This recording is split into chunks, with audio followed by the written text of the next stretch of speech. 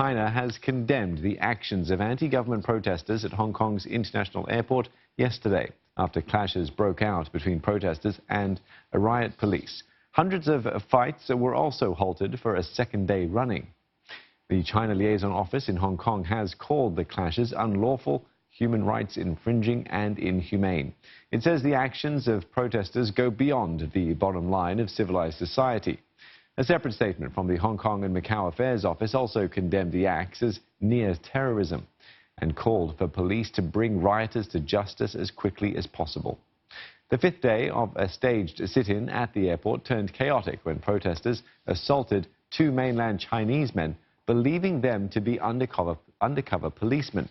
One of them was later revealed to be a reporter with the Chinese media outlet Global Times. Hong Kong police have since arrested 5 people over the violence.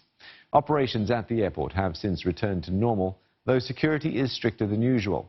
And that's after authorities obtained a court injunction preventing people from obstructing airport operations. Protests can now only take place in certain designated areas in the airport.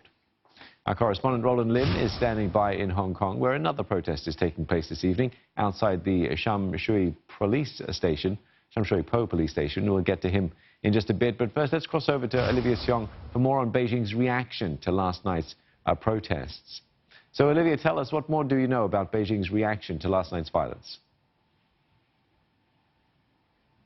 Well, there have been a lot of strong words from Beijing officials and in state media, and Beijing authorities really coming down hard on the violent actions of protesters that we saw last night, describing them as near terrorist-like. And in a statement, it did say that, here we are talking about those incidents involving the two mainland Chinese, one who was later revealed to be a tourist and a reporter. And these, last night we saw them being surrounded and abused by protesters at the Hong Kong International Airport. Now, the Hong Kong and Macau Affairs Office in a statement said that the actions seriously damaged the international image of Hong Kong and said that violent acts need to be severely punished according to the law. Now, on CCTV, the Chinese state broadcaster's primetime bulletin just a short while ago at 7 p.m. local time, now they too carried these comments as well as other statements from other groups, including the Journalists Association here in China, as well as from business leaders who have also condemned the violent actions. And they also in a commentary, called on people to, stand and have stronger action in supporting police in bringing these violent protesters to justice. Now, a lot of attention has also been on the Global Times reporter involved in that altercation, Fu Guohao. Now, he has been somewhat hailed as a hero here on the mainland. CCTV, in an interview with him as he was leaving the hospital after being treated for the injuries that he sustained last night, and we saw him saying that he did not do anything legal and felt that he did not do anything that would stir up any trouble, and he felt that he did not deserve the violent treatment that he received. Now, it also showed other Hong Kongers who also went down to the airport to show, went down to the hospital to show support for him. And online as well, there have been, on social media, there has been a lot of support for Fu,